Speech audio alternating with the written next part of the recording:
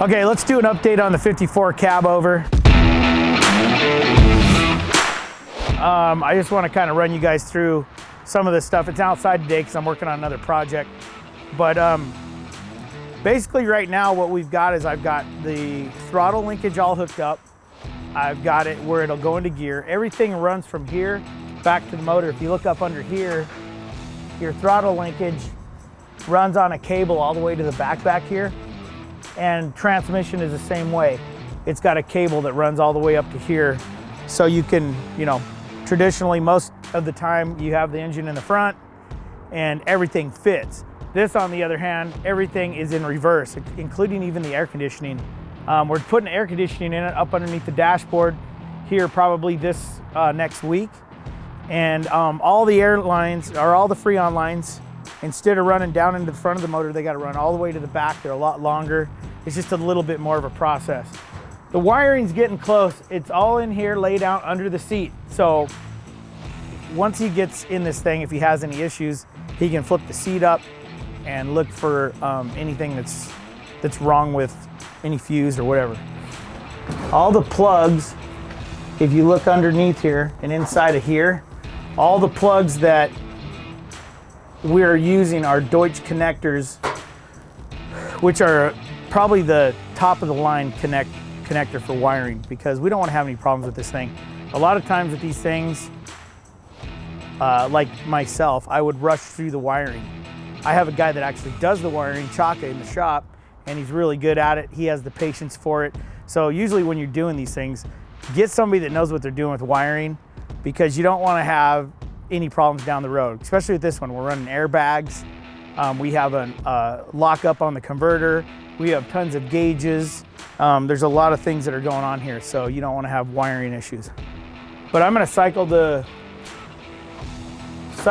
air ride on it a little bit so you guys can see it work, how it works. So right now this thing's in a disarray, it's dirty.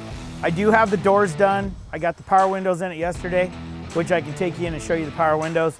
But just the power windows alone is a 2-day, 3-day thing, you know. You gotta make them work. They don't really make them for the cab over, and this actually is a problem inside with the motor, so it's pretty tight in there. But let's see.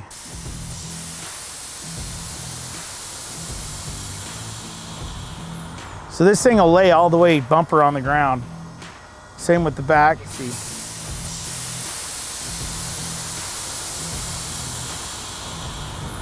The other side is fuel. This side's gonna be for our tools and ratchet straps. I gotta put a handle on it, but as you can see, it's divided here. So you can put some tools in this one and your ratchet straps in the other, whatever you wanna do. But I still have some work to do. I think I'm gonna do rivets all the way down along here on both sides of this side and the toolbar, or the fuel tank side.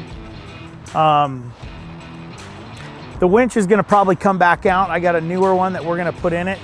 So the headache rack here is, we've got a snatch block in here. The winch kind of runs underneath the bed right here, and it'll run up under here, carry through here, and back down to the back to pull whatever you got on here. We've got the rock screen on here. We built the headache rack. The headache rack was a little bit of work, but it turned out pretty good. I've got some lights that are gonna be going in right up in this area. Some little stop lights.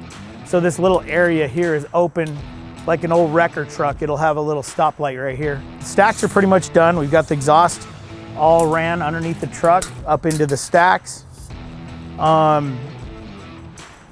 There's the rock screen that we have on the back right here is all cut to fit.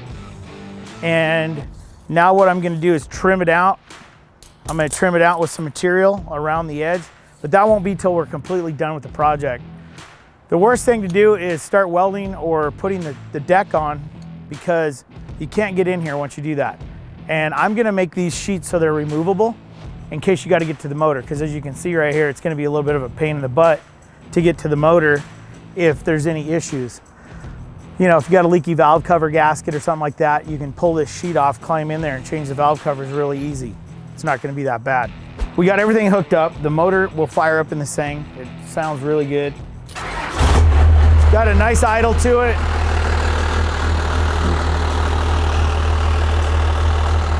The idle's still a little high on it, but it needs a return spring.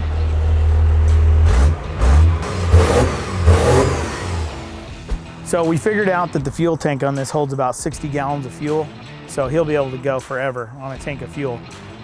It does have baffles inside of it. I still got to do some decorating on it to kind of make it look cool.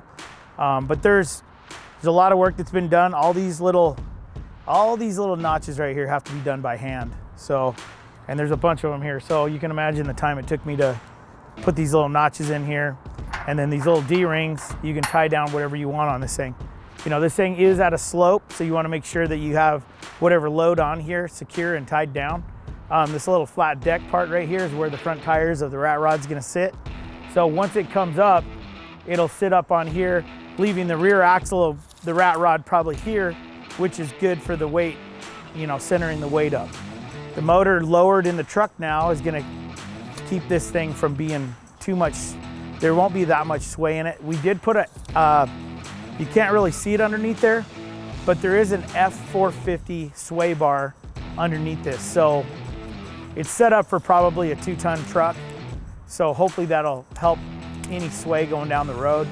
That's what we want to try to prevent going down the road, because you know, you get that much weight up there and it starts swinging around. So we want to keep the center of weight, you know, our weight as low as we can, so this thing will travel down the road and won't sway. Everything should be pretty ready to go. I mean, we literally have maybe 2-3 more weeks of like fine tuning. I'm gonna change up the cab a little bit and get the doors on it. It's probably gonna get a visor. We have some interior work that we have to do. So I'm gonna try to push through for the next 3 weeks so we can get this thing done and get it on the road. And then I'm gonna spend probably 2 weeks driving it back and forth to work to make sure the air conditioning works, the brakes are all good, we don't have any leaks. I'm gonna put it under some pressure, make sure that we don't blow any boots off the intercoolers. So basically I'll throw a tool bag in the front seat of this truck and drive it home for 2 or 3 weeks and work the bugs out of it, but that'll be fun. That's the fun part. Right now, it's the work, you know, but it is a lot of work to get this thing done. I mean, there's so many cool features on it, the hammered square tubing bed, and then, you know, like I said, through the whole process, once you get this hammered square tube, it's like every bracket, if you look into detail, every bracket that is fabbed on this bed is all done hammered by hand. So it is a lot of work. Right now, that's about where we're at. I mean, I wish I could, if you guys watched us do what we're doing, you would be so bored you wouldn't even watch this video. And you know, it's really kind of fun to see the process, but it's really hard to get production in here to follow it. So we just try to keep you updated on what's going on here at WelderUp. So keep watching and we'll see you on the next one.